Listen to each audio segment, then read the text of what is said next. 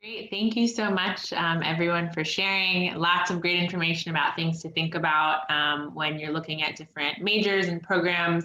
One of the things I wanted to highlight that all three of you talked about was location, right? You're in very different parts of the US, but for STEM majors, when, this idea of learning by doing or having some sort of experiential opportunity, but both within the classroom and outside of the classroom, thinking about the types of industries you're interested in, the types of organizations or research institutions you hope to partner with or get experience with when you're studying in the US will also help you figure out sometimes where you should be located, because with co-ops, with internships, you're not going to be learning just at the university, you're going to be learning outside of it as well. So that's another thing to keep in mind.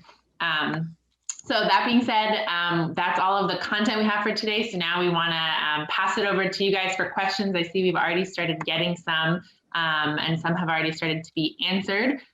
So if you have any questions, feel free to use the question and answer feature, and we'll try and get to as many as we can. So I see Pan wants to answer the first one. A student really wants to study aerospace engineering. Could I work as something related to it while I'm studying that major? So yeah, it really depends on your program curriculum. At Wentworth, we actually do not have aerospace engineering as a major. We only have it as a minor. So a lot of the time, I can only answer, like what happens here at Wentworth. So for example, we do have students who are major in mechanical engineering and minor in aerospace engineering and are currently working for NASA, Tesla, all of those companies. So it really depends. Again, check with your school to see if there's an internship component to it, because as an international student, you have to honor that F1, regulation and policies, right? So if there are internships requirement embedded in that degree program and it's required, you certainly can apply for CPT. Again, that stands for curricular practical training. So it depends on your program specifics. And but in general, also, after, yeah. No, I was just gonna add, after graduation for OPT, if you're majored in aerospace engineering, certainly you can, apply for OPT and OPT extension and find jobs directly related to aerospace engineering. So I would love to add on the question of internships that, so we do have faculty connections, and there are some kind of organizations and corporations that work really closely with universities and say, hey, we've got 6 internships this summer, who can you recommend for us? But it is still up to the individual student often to convince that outside organization or employer that they're the one for the job. So along with, offering internships or sort of having these partnerships outside of the school, there's also a strength in how that institution prepares you for interviews, because interviewing in every country is totally different. So, preparing our students to be the best qualified intern to get that really selective internship at NASA, that's part of the training as well. So that's something that you'd also get really strongly at all of our institutions, is that level of support. Thank you. We also have a question in the chat that I want to make sure we get to before we go back to the question and answer feature, that I'll just address really quickly about if I get a degree in the US, will I have a problem continuing my education at a higher level if I come back to Europe or to get employed in Europe? So I can speak from the Spain perspective. Bart, I'm not sure what country you're coming from, if it's from Spain or another European country. In general, Spain views any university degree that you get, any undergraduate degree, they will recognize it here. There's a process of getting it recognized. The only thing you want to be careful with are any sort of regulated profession in Spain often has its own requirements and regulations for you to be able to then work in that field. So like architecture is an example of one, engineering also, depending on the type of engineering. So that's just something to keep in mind, is if you're planning on returning to Spain afterwards, the profession you hope to get into, what kind of requirements do they usually have? But in general, yes, US degrees are recognized and valid in the European system, Spain specifically. You just have to go through the process of getting it recognized, which is paperwork essentially. Another question, when do you recommend taking the English proficiency test? I don't know if any of you have specific guidelines. Usually we depends on institution. Go ahead. Yeah, I think it depends on institution to institution. So I can speak for Portland State. At Portland State, the English proficiency is not required for admissions, but is required for academic placement. So a student can apply, be admitted, and then submit their scores, before orientation or before getting to Portland State. So they have that time to submit the scores. But Alex mentioned that English proficiency is required for admissions, right, Alex? So it really depends from institution to institution. But yeah, I don't know if anyone wants to add. Yeah, the other thing I wanted. Go ahead. Yeah, the other thing I wanted to add is, what type of English language proficiency and how well you prepare for it, right? So for example, TOEFL is only valid for 2 years. If you're taking your TOEFL in grade 9, then by the time, even though you have like a really high score, and by the time that you apply in your grade 11, then it's expired and the university won't be able to take it. And then now, with Duolingo and all of other, English language proficiency tests, you are able to take it on demand. Now it offers a lot of a great deal of flexibility as well. So definitely just check the institutions and then check your English, language level, and then be prepared for, which university that you're applying to. Exactly. And I would also add that, most students, because you can't apply for a university until basically the year before the one you would go for. So our applications for fall 2021 didn't open until August or September of this past year. So, you can't apply to a university years in advance. So you shouldn't also take TOEFL so far in advance.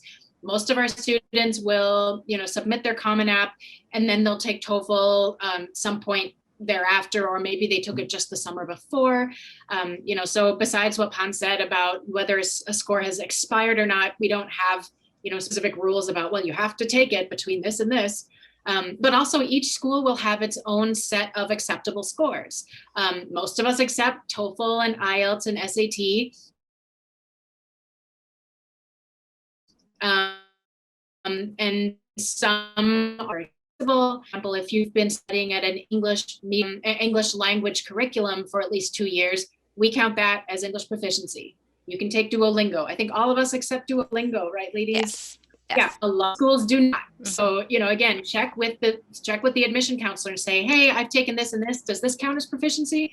And we'll be happy to get back to you. Next question is the co-op only provided in Wentworth, or is it available in other institutions? I believe you said at PSU, Anuksha, you have co-ops as well, or you define them as co-ops. Something to keep in mind too is co-ops, is internship, what is the difference? Yeah, so definitely do your research. Co-op is certainly not unique or into technology. A lot of, schools in the United States, they also offer co-ops or internships.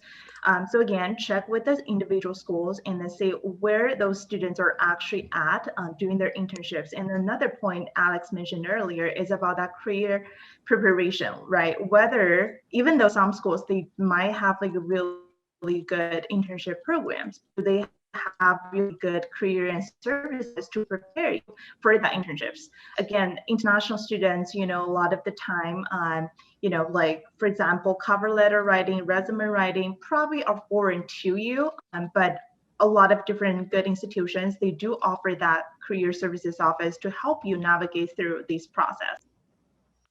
Yeah, and one thing to remember also is it might be called something else in some specific institution, right? So we have community-based projects, but we also have internships. And then on the engineering side, we have something called MECOP, which is like a co-op it's like a co-op program where students do get paid internship.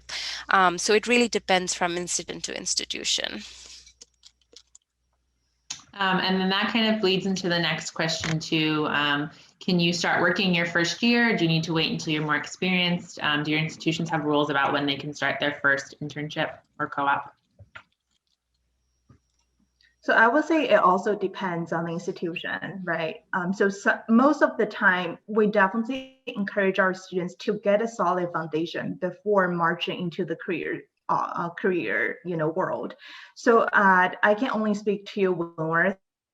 For us, the first co-op that you can do is actually at the end of your sophomore year, so the end of your second year. So at that time, you probably have like a really solid foundation in core curriculum as well as your, major curriculum. So at that time, you're probably ready, and then you took a lot of career related, workshops, things like that, sessions. You're ready for the real world, and then that's actually the best time for you to, work as well. So it's not necessarily, if you have the opportunity to work in your first year, that's great. We want you to be prepared and then to be successful.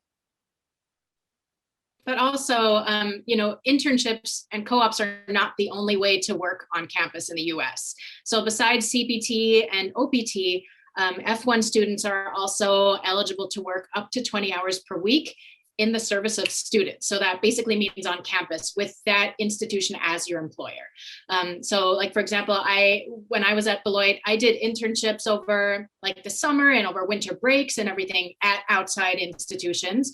But when I was at Beloit, I also worked every semester when I was there.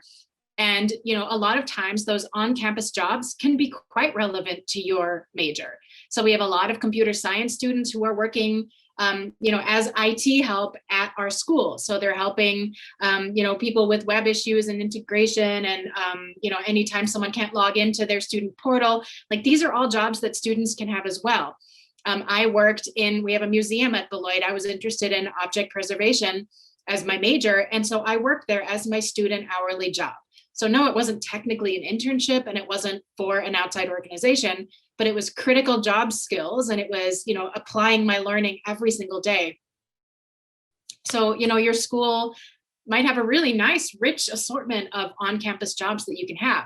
And so in the US, in order to work and to get an income, you have to have a social security card. So usually within the first couple weeks of arriving on campus, our international students will go to the social security office with us. And there's a special card that you get as a non-US citizen that will still allow you, to make an income and all that. So generally at Beloit, you would spend that first semester getting that paperwork in order and applying for jobs. And generally you would start working your second semester in this kind of student hourly capacity. But yeah, internships would usually start, I think, closer to your second year as well. Like Pan said, after you've gotten your footing and you know what you're doing and you're able to kind of, present yourself to an employer as someone who knows what they're doing and is going to be a great asset.